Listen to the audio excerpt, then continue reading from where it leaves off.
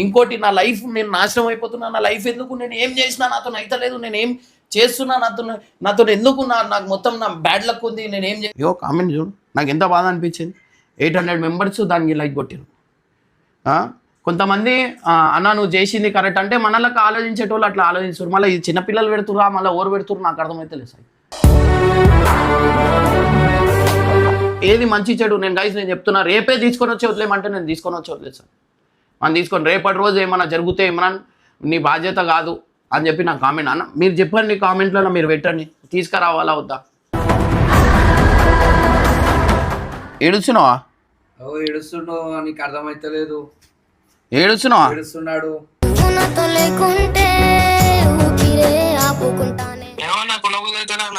ఉండబుద్ధి అయితే లేదా అంటే మూసుకొని ఉండు, ఉండబుద్ధి అయితే లేదా అంటే ఏం చేయాలా?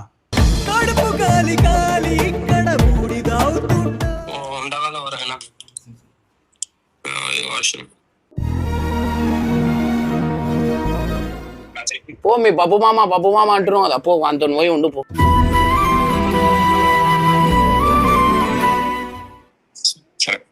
ఇంకా ఏమున్నా ఫోన్ చేయి నాకు.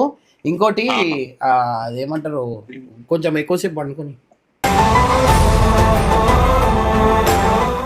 నాకు ఓవర్ వద్దు, నాతో ఓవర్ మాట్లాడకూరే, నాకు ఇంకోసారి ఫోన్ చేయకూరి, హాస్టల్ దగ్గర కూడా ఓవర్ రావద్దు.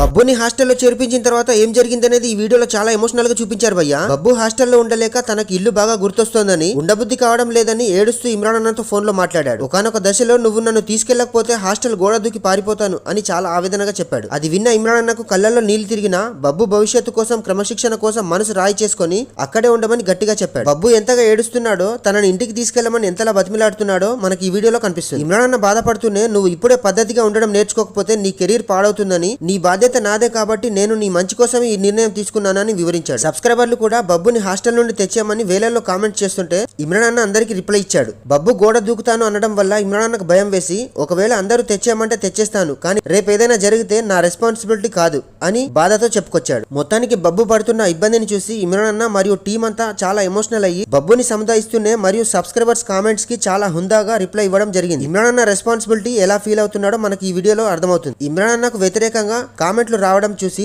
ఇమ్రాన్ అన్న ఏ విధంగా రిప్లై ఇచ్చాడో ఖచ్చితంగా చూసి తీరాల్సిందే. పూర్తి వీడియో పరేషాన్ ఫ్యామిలీలో ఉంది, చూడండి.